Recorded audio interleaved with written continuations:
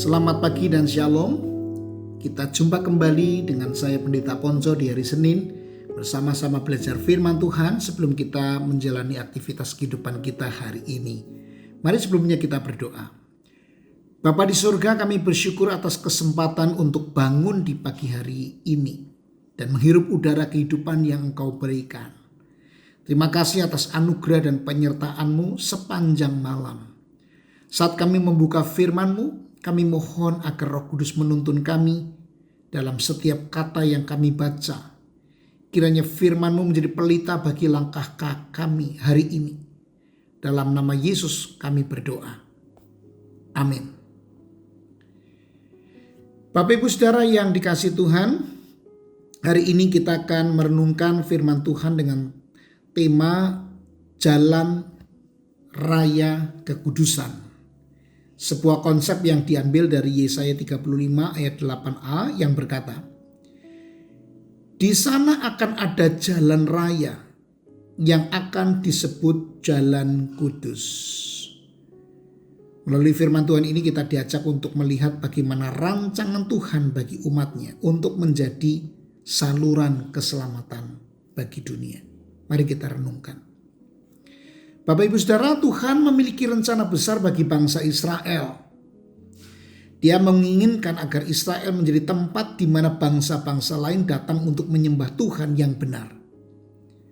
Bait Allah di Yerusalem seharusnya menjadi pusat penyebaran kabar baik keselamatan Tuhan. Namun kita tahu, Bapak Ibu Saudara, bangsa Israel gagal memenuhi panggilan ini. Mereka meninggalkan Tuhan dan jatuh ke dalam berbagai dosa. Alih-alih menjadi utusan Tuhan, mereka malah menghina namanya dan menjadi batu sandungan bagi mereka yang mencari Tuhan. Nah, karena ketidaktaatan mereka, Tuhan menjatuhkan hukuman dan membuang bangsa Israel. Kita tahu itu. Namun Tuhan tidak berhenti di situ. Dia berjanji bahwa suatu hari umatnya akan menjadi jalan raya yang melaluinya orang lain dapat mendapatkan keselamatan. Ini adalah janji pemulihan dan pengharapan bahwa bangsa Israel akan kembali menjadi alat Tuhan untuk menyelamatkan dunia. Bapak Ibu Saudara yang dikasihi Tuhan, sebagai orang Kristen, kita dipanggil untuk menjadi sarana bagi orang lain agar mereka dapat mengenal keselamatan Tuhan. Roma 10 ayat 14 dan 15 mengingatkan kita bahwa bagaimana orang bisa percaya kepada Tuhan jika mereka tidak pernah mendengar tentang Dia?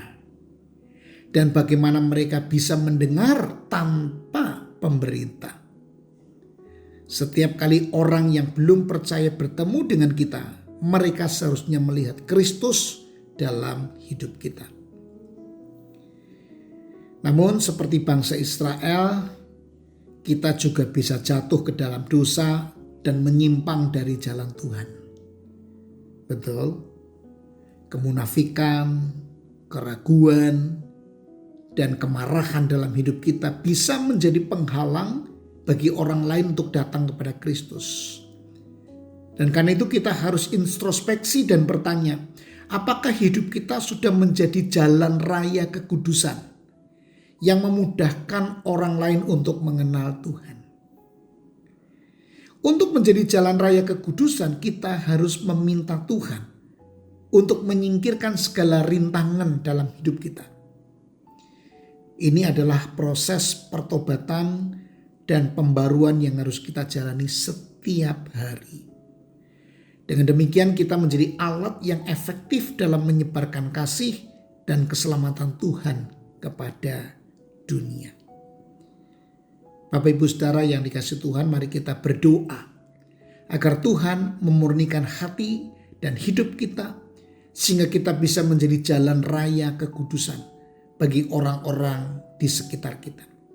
Mari kita berkomitmen untuk hidup dalam kekudusan dan menjadi saksi Kristus yang membawa orang lain kepada keselamatan. Tuhan memberkati kita semua. Kita berdoa. Tuhan, Ampuni kami kalau kami seringkali gagal menjadi sarana Tuhan untuk memperkenalkan Tuhan Yesus. Kami seringkali menjadi batu sandungan sehingga orang lain tidak dapat melihat Tuhan di dalam diri kami.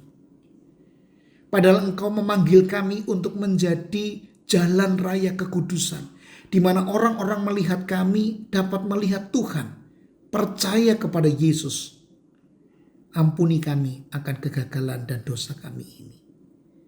Sekarang ya Tuhan, tolonglah kami dalam kuat kuasa Roh Kudus, kami dibangkitkan dan dikembalikan kepada peran yang sesungguhnya dari hidup kami sebagai jalan raya kekudusan, agar melalui hidup kami orang-orang lain di sekitar hidup kami dapat melihat Tuhan, menerima Yesus Kristus sebagai Tuhan dan Juru Selamat, dan menerima keselamatan.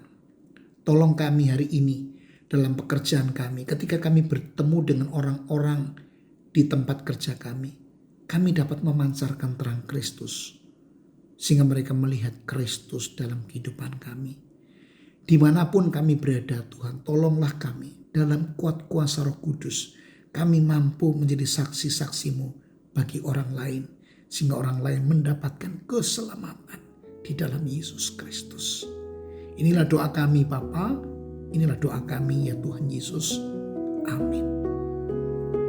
Selamat beraktivitas, Tuhan Yesus memberkati Bapak Ibu semua.